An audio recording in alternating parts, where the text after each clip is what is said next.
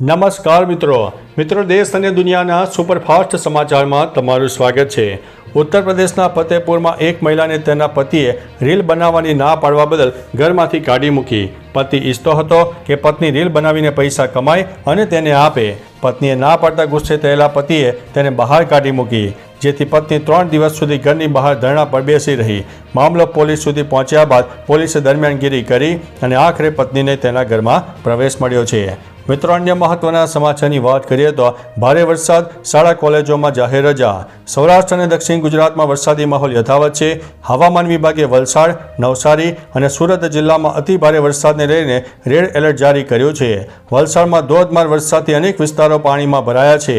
જિલ્લા કલેક્ટરે સોમવારે એટલે કે ગઈકાલે 29 સપ્ટેમ્બરે તમામ શાળા કોલેજો અને આંગણવાડીમાં રજા જાહેર કરી। મધુબન ડેમમાંથી સાંજે 2.5 લાખ ક્યુસેક પાણી છોડાયું છે।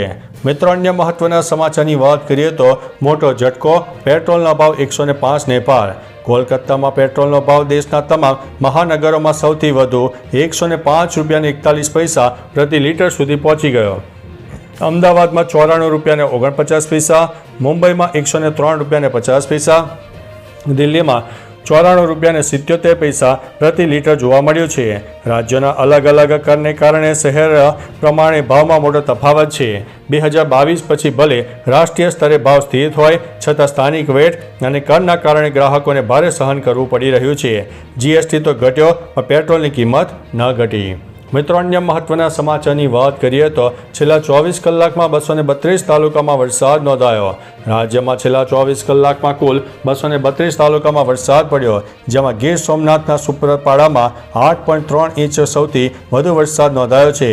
કપરાડા, ઉમરગામ, વેરાવળ, માંગરોળ, કોડીનાર, ઉના, અંકલેશ્વર સહિતના વિસ્તારોમાં 3 થી 5 ઇંચ વરસાદ નોંધાયો છે। ભારે વરસાદથી તળાવો, નદીઓમાં પાણીનું સ્તર વધી રહ્યું છે અને પ્રશાસને નીચાણવાળા વિસ્તારોમાં સાવચેતી રાખવા માટે સૂચના આપી છે। મિત્રો, અન્ય મહત્વના સમાચારની વાત કરીએ તો નેપાળના પૂર્વ પીએમ ઓલીનો પાસપોર્ટ રદ, દેશ છોડવા ઉપર પ્રતિબંધ।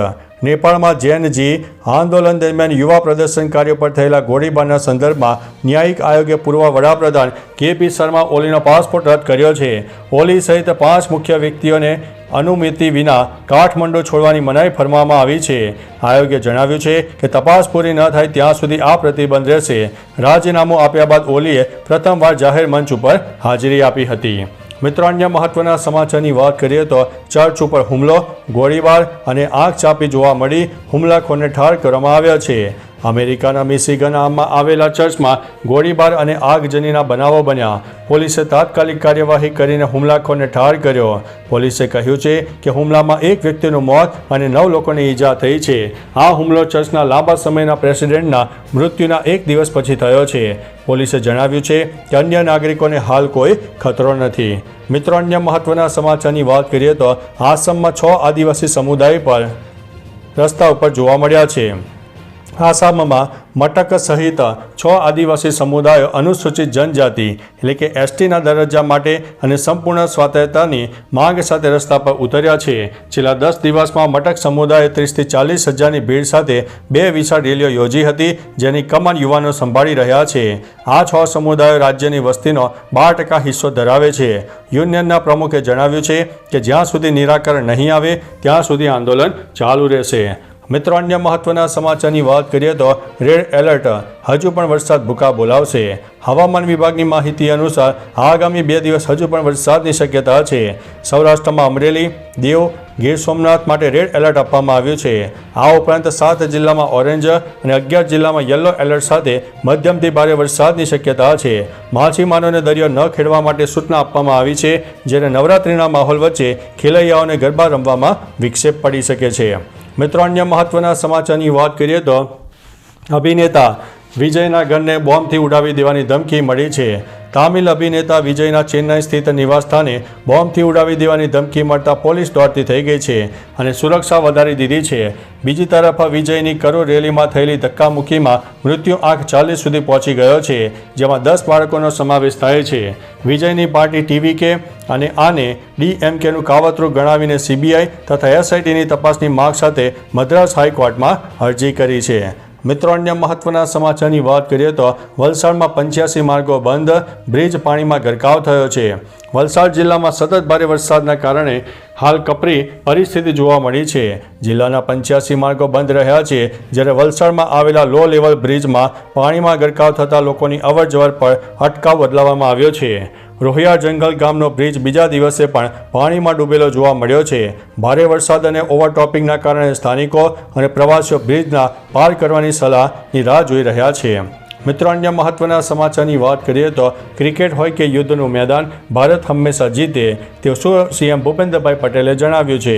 ગુજરાતના મુખ્યમંત્રી ભૂપેન્દ્રભાઈ પટેલે પાકિસ્તાનને હરાવીને એશિયા કપ 2025 જીતવા બદલ ભારતીય ટીમને હૃદયપૂર્વક અભિનંદન પાઠવ્યા. ટ્વીટ દ્વારા તેમણે કહ્યું કે તમારા દ્રઢ નિશ્ચય, ટીમવર્ક અને અદમ્ય જુસ્સાને રાષ્ટ્રને ગૌરવ અપાવ્યું છે. વધુમાં તેમણે ભારપૂર્વક જણાવ્યું છે કે ક્રિકેટનું મેદાન હોય કે યુદ્ધનું મેદાન હોય, ભારત હંમેશા જીતે છે. મુખ્યમંત્રીએ ટીમ ઇન્ડિયાની ભવ્ય આ જીતને બિરદાવી છે. મિત્રો, અન્ય મહત્વના સમાચારની વાત કરીએ તો દેવભૂમિ દ્વારકામાં વરસાદથી નુકસાન, ખેલૈયાઓની ચિંતા વધી છે. દેવભૂમિ દ્વારકામાં મોડી રાત્રે ભારે વરસાદ નોંધાયો, જેના કારણે મોટું નુકસાન થયું છે. વરસાદના કારણે ગરબા ગ્રાઉન્ડમાં પાણી ભરાતા જેના કારણે આયોજકો અને ખેલૈયાઓની મુશ્કેલી વધી. ઉલ્લેખનીય છે કે હવામાન વિભાગે દ્વારકા, જૂનાગઢ, ગીર સોમનાથ અને પોરબંદરમાં રેડ એલર્ટ આપ્યું છે. સવારે 6 કલાક સુધીમાં કલ્યાણપુરમાં 3.5 ઇંચ અને ખંભાળિયામાં 3.5 ઇંચ વરસાદ નોંધાયો છે.